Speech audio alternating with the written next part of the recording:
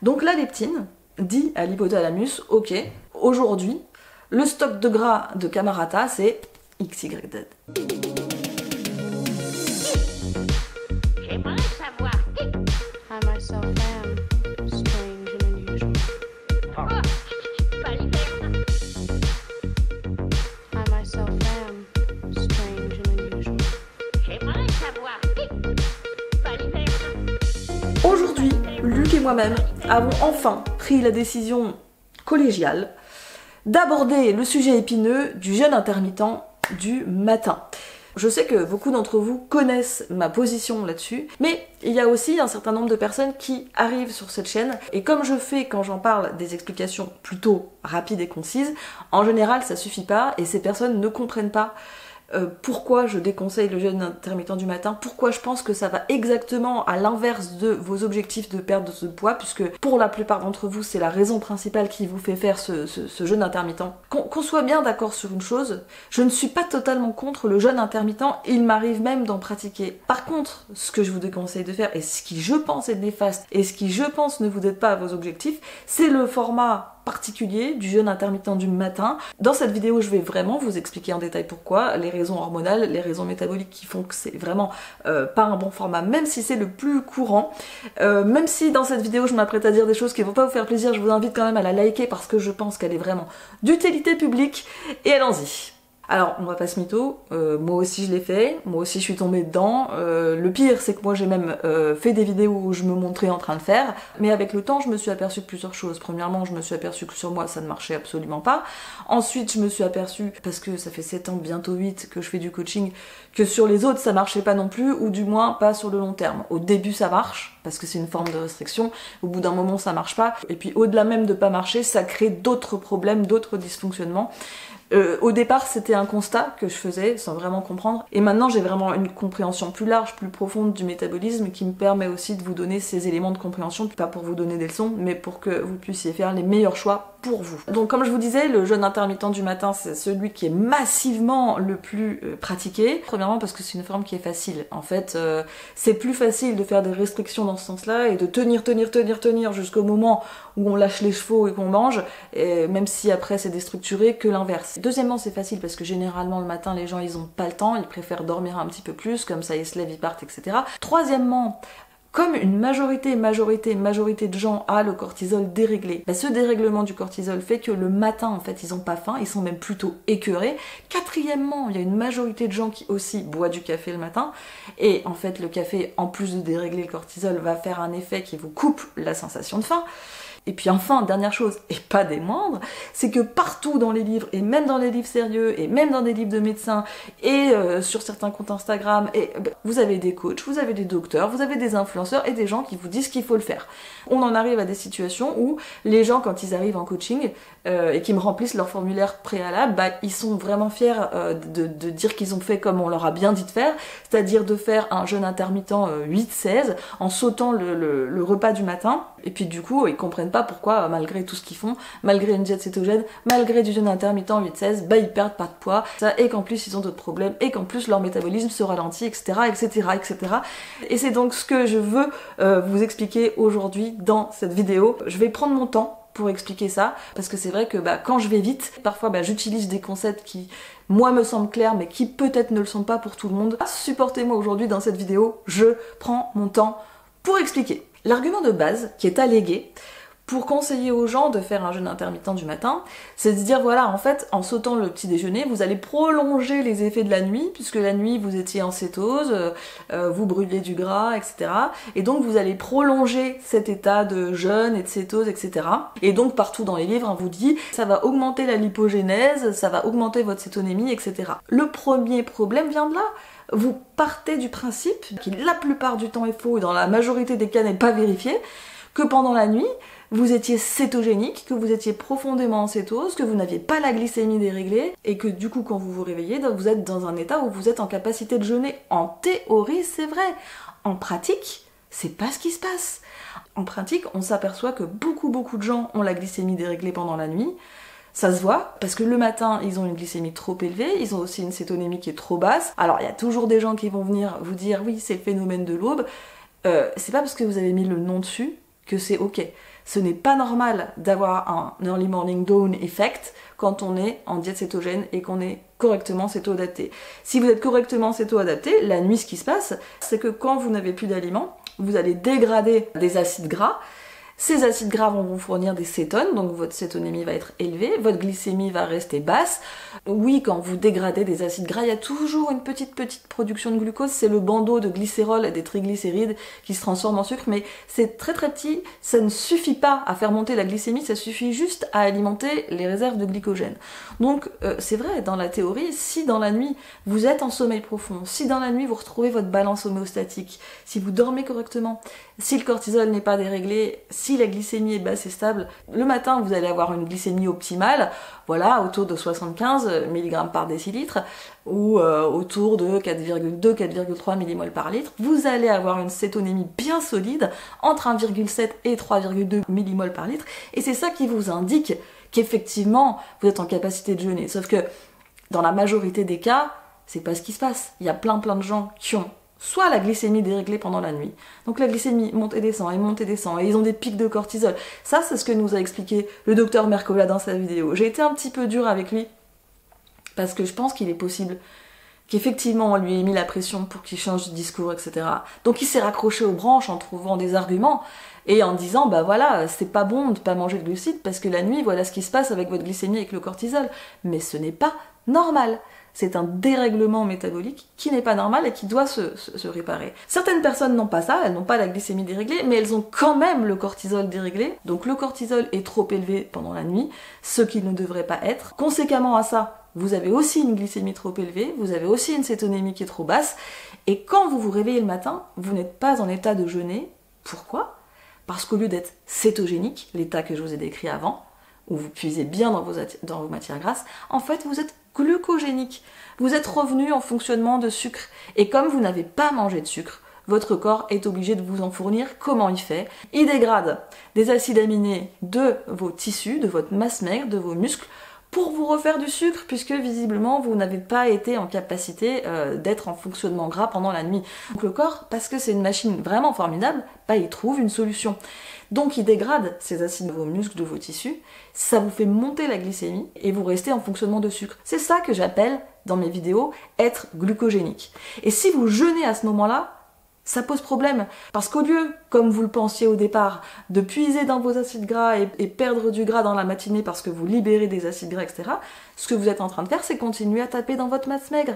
Vous êtes de plus en plus glucogénique. J'ai plein de clientes qui ont fait l'effort, et c'est pas facile, de mesurer leur glycémie pendant qu'elles jeûnent le matin, et qui se sont effectivement rendus compte que non seulement, au départ, c'était déjà pas une bonne configuration pour le faire, mais que plus la matinée avance, plus la glycémie se dérègle, plus les taux se dérèglent, et elles se rendent compte, parce que c'est noir sur blanc sur les chiffres, qu'en fait elles sont pas cétogéniques comme elles pensaient, mais glucogéniques. Et j'ai mis ça au féminin, mais c'est pas vraiment juste, parce que ça arrive aussi plus pour les hommes. C'est juste que les hommes sont plus tolérants aux jeûnes et aux jeûnes intermittents, ils ont des métabolismes un petit peu plus stables, un petit peu plus forts, qui se dérèglent moins vite, et donc c'est vrai qu'ils supportent plus que nous quand il y a des problèmes, mais je peux vous dire qu'ils sont pas du tout exempts de cette problématique. Vous faites ce jeûne intermittent parce que vous voulez puiser dans vos acides gras, parce qu'on vous a dit que c'est comme ça que vous alliez perdre du poids, parce que aussi souvent vous vous apercevez que vous perdez du poids, mais qu'est-ce que vous perdez exactement ? En fait, vous n'en savez rien, parce qu'il n'y a pas vraiment moyen de le mesurer, mais si vous réfléchissez rationnellement à ce qui se passe, quand vous êtes en fonctionnement glucogénique, vous brûlez majoritairement des acides aminés de vos muscles, de vos tissus, pas du gras. Vous brûlerez toujours un petit peu de gras dans l'opération, mais pas une majorité. C'est aussi pour cette raison que, vraiment, je vous déconseille de faire ce genre d'expérience prolongée, en plus de jeûne intermittent, totalement à l'aveugle. Si vous voulez le faire, au moins prenez vos taux. Il y a quand même des personnes qui se réveillent avec des taux qui sont bons, parce que ils ont des nuits qui sont correctes, parce qu'ils ont des métabolismes qui sont flexibles, etc. Faut pas quand même les oublier, ces personnes-là, il y en a. Et d'ailleurs, c'était mon cas. Quand je faisais du jeûne intermittent, je surveillais toujours d'avoir quand même des taux qui soient bons le matin pour m'assurer que j'étais dans une bonne position pour jeûner. Mais même ces personnes-là, si vous faites l'effort de prendre vos taux, vous vous apercevrez que ça va très bien une semaine, ça va très bien 2 semaines, ça va très bien 3 semaines. Mais en fait, dans le temps, ça finit par se dégrader, surtout pour les femmes. Pendant un temps, et surtout quand moi j'ai débuté, c'était pas si facile d'avoir accès à ces trucs-là. Maintenant, des lecteurs de glycémie, franchement, c'est facile d'accès, il y en a partout. Sur le site de Keto Fit Shop, maintenant, vous avez le choix, vous avez le choix, si vous adorez Keto Mojo, vous avez le Keto Mojo, vous avez les packs, les bandelettes, ce que vous voulez. Si vous préférez Go Keto, vous avez Go Keto, les packs, les bandelettes, etc. C'est livré vite, c'est livré à des prix qui sont abordables, contrairement à ce qu'ils étaient avant. Donc je trouve qu'on a encore moins d'excuses aujourd'hui de pas faire attention à ces trucs-là, et on a des moyens de comprendre et interpréter ces taux si c'est des choses que vous cherchez. Il y a des infos sur mon site, il y a des infos dans mes vidéos, et je vous prépare même d'autres vidéos sur la glycémie et la cétonémie. Donc voilà, on a les moyens de comprendre ce qui se passe, et je pense que c'est important. Pour aller un petit peu plus loin dans la compréhension de ça, pourquoi c'est si problématique d'être glucogénique? Oui, on préférerait être cétogénique, parce que comme ça, on perd beaucoup de masse grasse en gardant sa masse maigre. Mais bon, vous pourriez me dire, mais c'est pas si grave. Le premier argument, c'est le docteur Mercola qui vous l'a donné. Hein. Quand vous êtes glucogénique, le corps va dégrader des acides aminés de vos tissus, et des tissus qui sont importants. Alors oui, au départ, il va aller sur des tissus qui sont moins importants. Il va dégrader en premier la protéine qui est la plus abondante dans notre corps, c'est-à-dire le collagène, et au début, il va aller vers des endroits qui sont pas graves, notamment des endroits de la peau où c'est protégé du soleil. Vous voyez, ici, c'est pas très grave, ici, c'est pas très grave. Et c'est pas parce que vous bossez pas assez les triceps à la salle de sport, c'est pas une question de muscle, c'est une question de relâchement de la peau à cet endroit.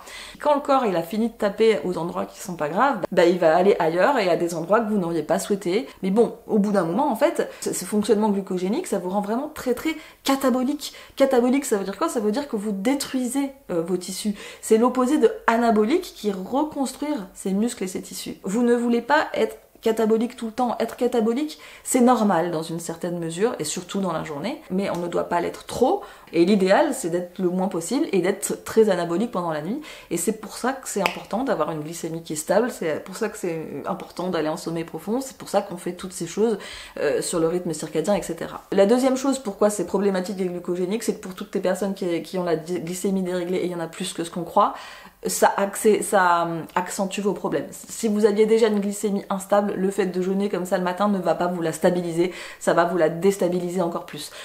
Il y a des personnes en fait qui aiment bien jeûner parce qu'ils ont l'impression que ça remet leur taux bien, alors qui font par exemple une journée de jeûne entière et comme ça le lendemain ils ont des taux qui sont bons, mais ils s'aperçoivent que dès qu'ils remangent, ça redevient instable, et voire c'est pire, c'est de pire en pire. Et il y a une autre raison qui est un peu plus subtile et qui va pas concerner tout le monde, mais qui concerne quand même une bonne partie des personnes qui jeûnent, c'est que ça dérègle aussi votre comportement alimentaire. Comme je vous le disais au début, en fait, il y a cette espèce de truc de je me lève, je mange pas, je me retiens, je tiens à force de la volonté, jusqu'au moment où j'en peux plus, je mange, et à partir de là, le comportement alimentaire dans le reste de la journée est très déréglé. Moi, je m'en suis aperçue sur moi, parce que j'ai une historique de troubles du comportement alimentaire, que dès que je commence à faire du jeûne intermittent, peu importe la forme, si je le prolonge trop longtemps, au bout d'un moment, ça commence à complètement dérégler mon comportement alimentaire, et je suis pas la seule à faire le retour de ça. Il y a des personnes qui se forcent à jeûner le matin, et qui s'aperçoivent qu'ils sont en tension, ils ont du mal à tenir quand les autres mangent des glucides devant eux. Au bout d'un moment, ça finit en craquage, alors soit sur des aliments qui sont cétogènes, mais avec des prises alimentaires qui sont anormales, soit carrément sur des aliments qui sont glucidiques. Ça c'est aussi le cas des personnes qui ont de la candidose, et dans les deux cas c'est pas normal, et c'est le signe que pour votre corps c'est vécu comme un stress beaucoup trop fort. Les personnes qui ont ça, et moi je suis la première concernée, ça va beaucoup mieux quand je mange correctement, quand je me donne beaucoup de gras. Bah oui, effectivement, quand après les autres ils mangent des trucs glucidiques devant moi, même quand c'est des choses que j'aime bien, j'ai pas du tout la même tension devant, et je suis pas du tout en lutte de la même façon. Tout ce que je viens de vous expliquer là, toutes ces raisons que je viens de vous expliquer, c'est vraiment pour que ça soit clair dans vos têtes. C'est quoi un métabolisme cétogénique et c'est quoi un métabolisme glucogénique? C'est vrai que quand on est cétogénique, en théorie, on est tout à fait capable de jeûner le matin sans que ça pose de problème.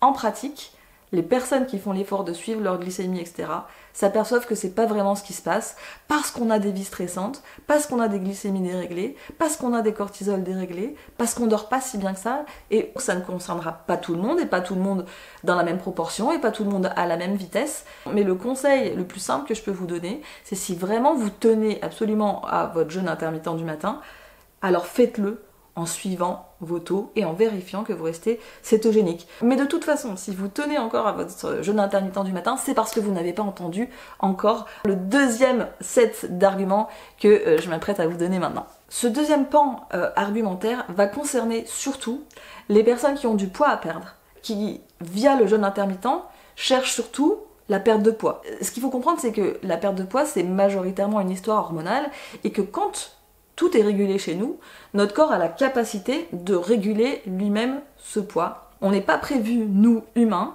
pour décider nous-mêmes, avec nos petits calculs de calories et nos petits calculs de menu et notre petit jeûne intermittent 6-8, comment notre corps doit retourner à son poids de forme. En fait, si notre cerveau n'a pas compris qu'on était en surpoids, si notre cerveau n'a pas décidé que c'était le bon moment pour nous de perdre du poids, vous pourrez faire tout le jeûne intermittent que vous voulez et toutes les restrictions que vous voulez, votre poids ne bougera pas. Pourquoi ? Il y a une raison hormonale à ça. On a une hormone qui est dédiée à cette régulation du poids, c'est la leptine. En fait, la leptine, elle est présente dans nos cellules adipeuses, donc en fonction de notre stock de graisse sous-cutanée, on a aussi un stock de leptine. La leptine, c'est une hormone qui, si tout fonctionne bien au niveau de la communication, c'est une hormone qui, entre 23h et minuit, se connecte à notre hypothalamus pour faire un point sur les stocks de gras. Donc la leptine dit à l'hypothalamus, ok, aujourd'hui, le stock de gras de Camarata, c'est XYZ. Et là, si par exemple notre cerveau juge que ce stock de gras est trop bas, que ça me met en danger pour mes capacités de reproduction, pour ma survie, etc. Si mon hypothalamus décide que c'est dangereux, il va réguler pour rattraper le coup. C'est-à-dire que d'abord, il va réguler au niveau des hormones thyroïdiennes et qu'en faisant exactement la même activité que d'habitude, je vais dépenser moins d'énergie. Deuxièmement, aussi toujours via une dérégulation des hormones thyroïdiennes, je vais avoir moins d'énergie et moins envie d'aller courir partout pour user ces stocks. Troisièmement, mes hormones de la faim, notamment la gréline, vont être régulées vers le haut pour que j'ai plus faim et que j'ai plus envie de manger des trucs. Puis quatrièmement, je vais être plus résistante à l'insuline. Comme ça, quand je vais manger quelque chose, je vais plus le stocker et je me ferai des réserves de gras. Et comme ça, petit à petit, nuit après nuit, mon corps pourra réguler mon poids vers le haut. Si l'hypothalamus décide qu'en fait mes stocks de gras sont trop élevés, c'est exactement l'inverse qui va se produire, c'est-à-dire que on va réguler mes hormones thyroïdiennes pour qu'à activité égale je brûle plus. On va réguler aussi mes hormones thyroïdiennes pour que j'ai plein d'énergie et envie d'aller faire des choses. On va réguler mes hormones de la faim à la baisse. Et puis on va réguler ma sensibilité à l'insuline. Je vais être plus sensible à l'insuline, comme ça, quand j'ai besoin d'énergie, je vais plus facilement pouvoir déstocker des acides gras pour me fournir de l'énergie. Et comme ça, nuit après nuit, tous les soirs, je vais pouvoir réguler mon poids. Notre corps a vraiment un système de régulation qui ne passe pas par notre volonté et qui doit se faire naturellement, à condition que la leptine puisse passer ce message. Si vous n'êtes pas en sommeil profond, entre 23h et minuit, donc à l'heure à peu près où elle agit, c'est approximatif, le message ne pourra pas passer. Ou si votre leptine est déréglée pour d'autres raisons, parce qu'il y a un certain nombre de choses qui peuvent dérégler la leptine, par défaut, votre corps prendra la solution survie. Si votre hypothalamus n'a pas l'info, par sécurité, il va dire ok, on va faire comme s'il y avait des stocks à faire. C'est pas une position neutre qu'il prend, c'est une position stockage. Donc même si vous avez du surpoids, en fait, votre cerveau ne sait pas que vous êtes en surpoids. Et comme la leptine ne peut pas faire son travail, ne peut pas lui donner l'info et que votre cerveau n'est pas au courant, qu'est-ce qu'il fait ? Par défaut, il stocke. Et vous aurez la cascade d'événements que je vous expliquais, exactement comme si vous étiez en sous-poids, alors qu'en réalité, vous êtes en surpoids et vous avez du poids à perdre. Vous êtes sûrement en train de vous dire, bon, c'est intéressant tout ça, mais quel rapport avec le jeûne intermittent ? Le rapport, c'est que la leptine est une hormone extrêmement circadienne. Elle est très très sensible au rythme circadien et tout ce qui dérègle le rythme circadien dérègle aussi votre leptine. Puis dans le cadre de ce fonctionnement circadien, la leptine marche aussi main dans la main avec le cortisol. Si je résume, tout ce qui dérègle votre rythme circadien dérègle aussi le cortisol et dérègle aussi la leptine. Et voilà pourquoi je vous déconseille de jeûner le matin, parce que jeûner le matin, c'est une des actions les plus fortes qui dérègle votre rythme circadien.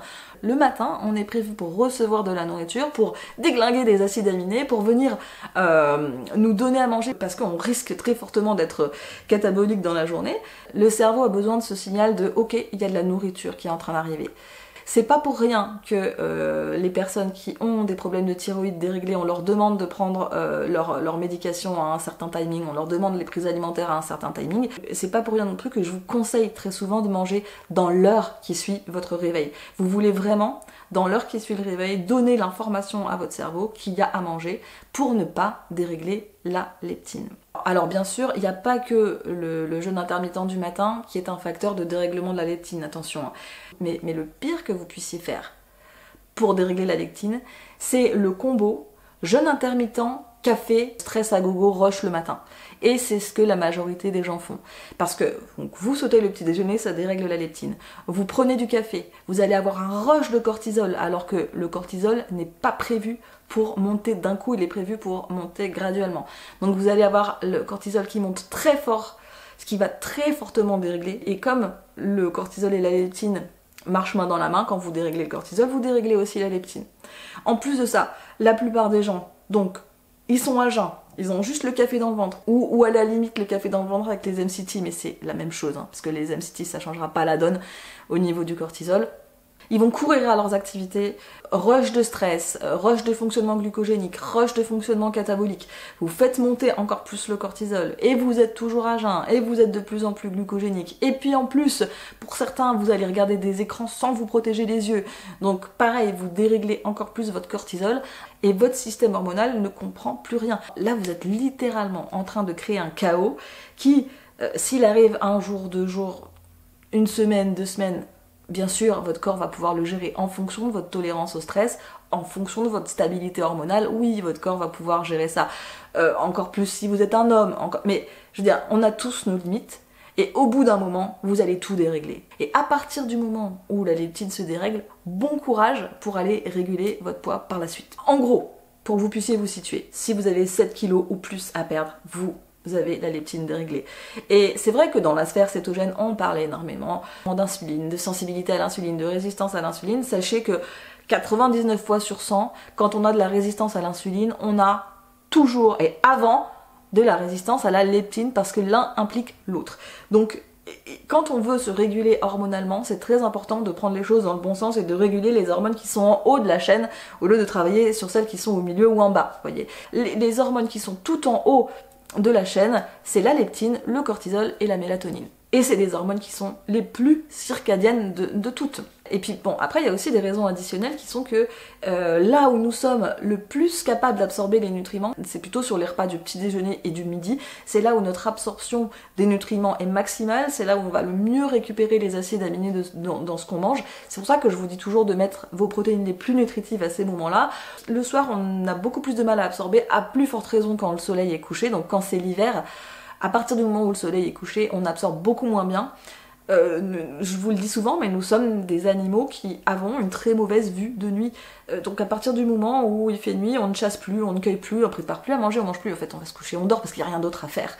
Et notre système digestif a besoin de fermer à un moment. Le système digestif a besoin à un moment donné de fermer les portes et de dire non, là, on arrête de manger parce que c'est le moment de réparer, c'est le moment de nettoyer le plan de travail, c'est le moment de décaper le four, c'est le moment de réparer les tuyaux, pour tous ceux qui ont de la réparation intestinale à faire, voilà.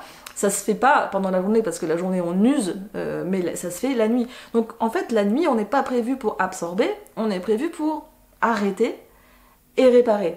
Donc quand vous faites du jeûne intermittent du matin, en fait vous vous privez de l'absorption maximale du matin et vous décalez vos prises alimentaires dont une partie vont se trouver sur le soir à un moment où vous absorbez mal et vous stockez plus. Donc toujours pareil, dans une optique de nourrir sa masse maigre et perdre de la masse grasse, vous vous mettez dans une position qui n'est pas avantageuse du tout, ça ne joue pas en votre faveur.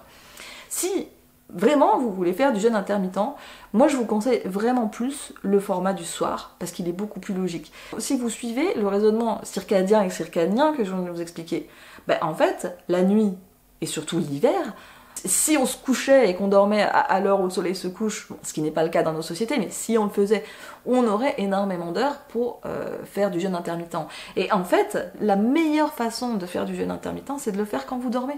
Parce que vous ne vous agitez pas, vous n'êtes pas stressé, vous avez beaucoup moins de probabilité de dérégler vos hormones quand vous êtes en train de dormir.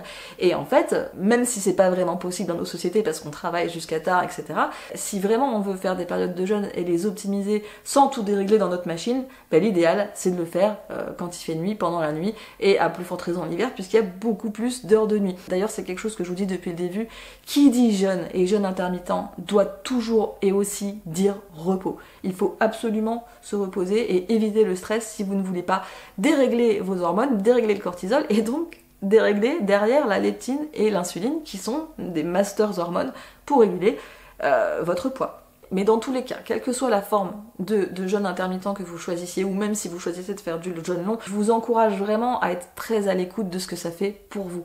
Parce que moi, de façon très personnelle, quelle que soit la forme que je choisisse, et même quand c'est le jeûne intermittent du soir, que je vous ai montré dans une dernière vidéo, au bout d'un certain temps, ça crée du stress et ça dérègle mon comportement alimentaire et ça met pas tant de temps que ça à arriver. Ça peut des fois mettre 4-5 jours. Donc si on est à l'écoute de ça et qu'on s'aperçoit que ça dérègle son comportement alimentaire, faut être raisonnable et il faut arrêter. C'est pas un aveu d'échec. Et c'est pas un problème de volonté, c'est beaucoup plus un sujet de respect de soi et de son métabolisme. Le corps vous donne des signes, non pour moi c'est trop, bah la sagesse c'est de le respecter, dire ok, j'ai compris que c'était trop pour toi, si vous voulez avoir un métabolisme qui marche bien et qui marche longtemps et qui vous maintient en santé et avec un poids qui vous plaît longtemps, vous devez chouchouter votre métabolisme et vous devez marcher main dans la main avec votre corps. Vous ne devez pas être en lutte avec votre corps tout le temps en lui faisant des restrictions, en le privant et en n'écoutant pas les signaux qu'il vous donne. Parfois, les signaux, on les entend pas parce qu'on est stressé, parce qu'on court, etc. Mais parfois, on les entend et on refuse de les écouter. Et je pense que c'est là le plus gros problème. C'est que à force de volonté et à force de vouloir faire des restrictions, on vient à l'encontre et au lieu de bosser avec notre corps, on bosse contre et croyez-moi, ça ne fonctionne pas. Si c'est des choses qui vous intéressent, la régulation hormonale, comment on régule la leptine, comment on régule le cortisol, c'est des sujets qu'on aborde dans mon cours métabolisme. Vous pouvez rejoindre le cours en cours d'année ou vous pouvez attendre le mois de janvier que je reparte sur une nouvelle session. Dans tous les cas, je vous mets une vidéo en barre de description si vous voulez découvrir comment ça marche, quel est le fonctionnement et quel est le contenu des cours.